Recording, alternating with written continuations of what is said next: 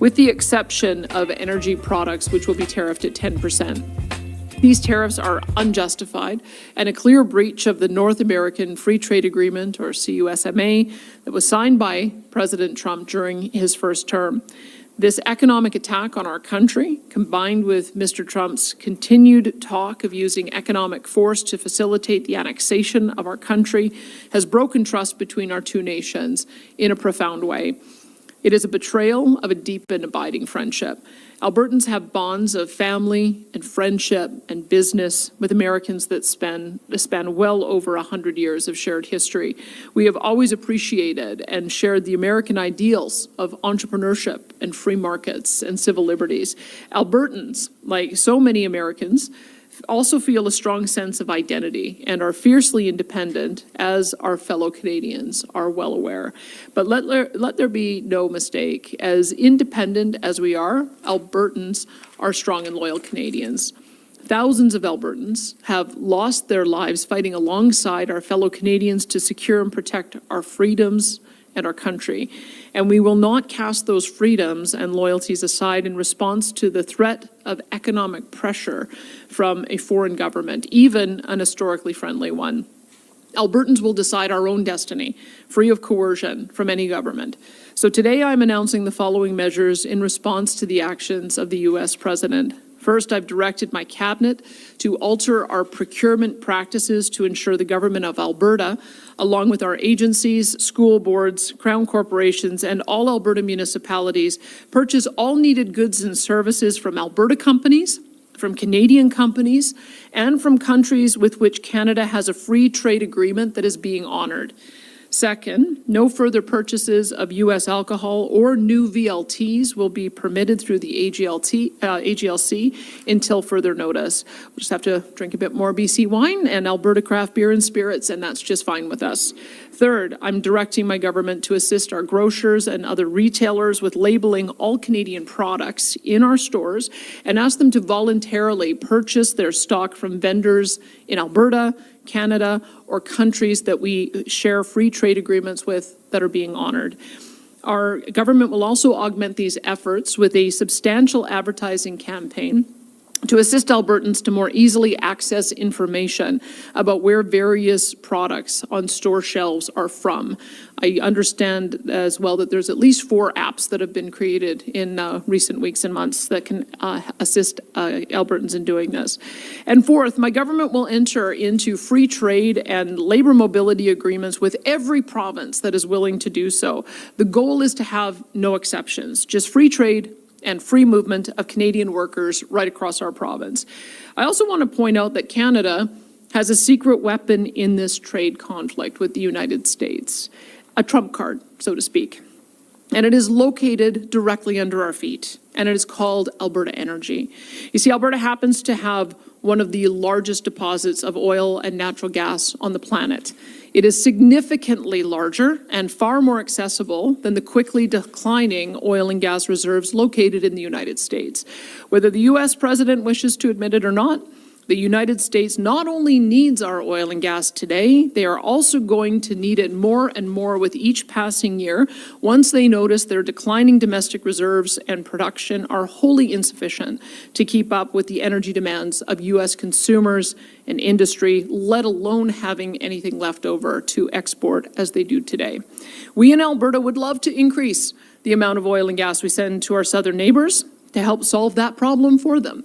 Currently, they buy about $100 billion a year of highly discounted oil from Alberta, which tens of thousands of U.S. workers and refineries then upgrade into $300 billion worth of value to sell around the world. We have made a lot of Americans very wealthy. It's in both of our countries' best interests to double the amount of Canadian crude moving south.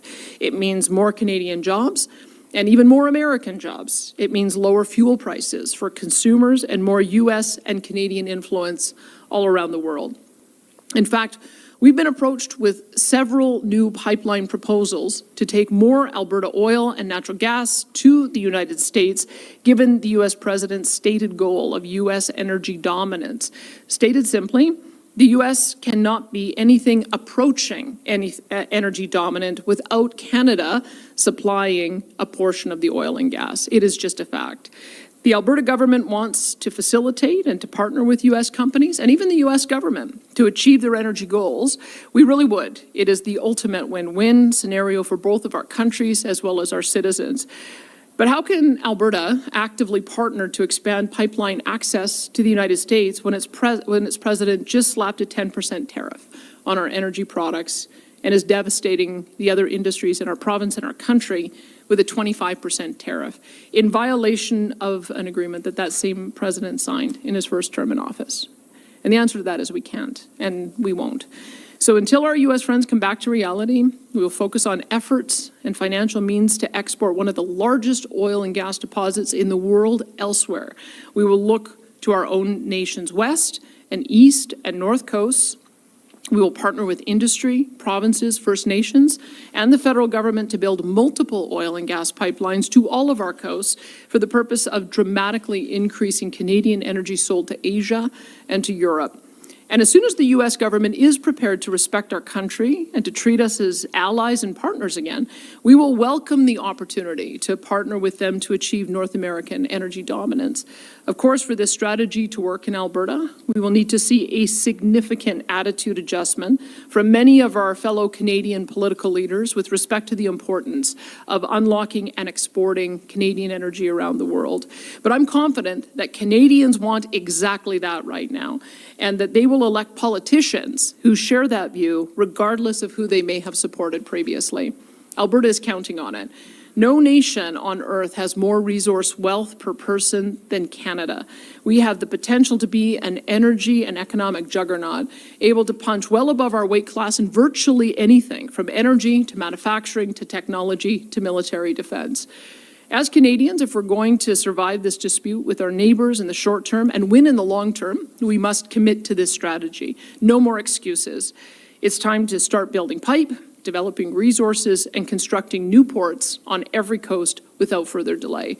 And as for existing oil and gas sent to the United States, Alberta does not and will not support cutting off or taxing Canadian companies on existing energy exports to the United States, and that's for two key reasons. First, doing so will hurt Canadians far worse than Americans should the U.S. retaliate in kind, which they will. The United States retaliation would most especially hurt those in Ontario and Quebec, which still rely on importing fuel from the United States, largely due to the cancellation of the Energy East pipeline project. If we had Energy East, then cutting off or taxing Alberta crude without Energy East, cutting off or taxing Alberta crude going south is utterly self-defeating. But also importantly, U.S. polls are showing that the Trump tariffs, especially against Canada, are not at all popular with the American public, certainly not popular with the stock market. And that unpopularity is growing and will continue to grow daily as these self-destructive tariffs drive up the cost of food and fuel and housing and almost everything else for American consumers. Cutting off energy entirely would make Canada the bad guy for Americans, and we don't want that. We want the Americans to blame their struggles on the actual source of their problems, that being the Trump tariffs. So instead, every Canadian leader should be engaging with the American people, their governors, and members of Congress to use their power and their influence to reverse the tariffs.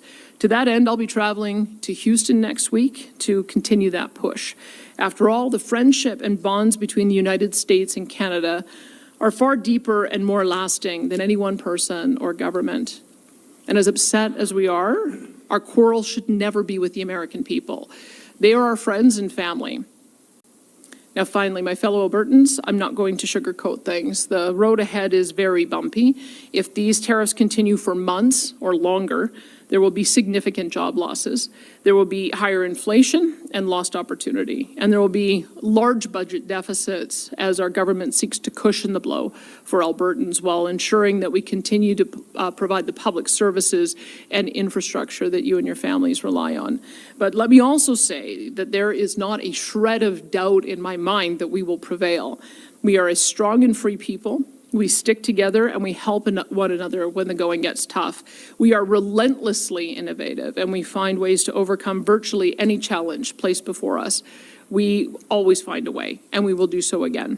And oddly enough, this crisis may ultimately result in our province and our country becoming more unified, more prosperous, and more powerful than ever before. Make Alberta and Canada remain forever strong and free, and thank you for that.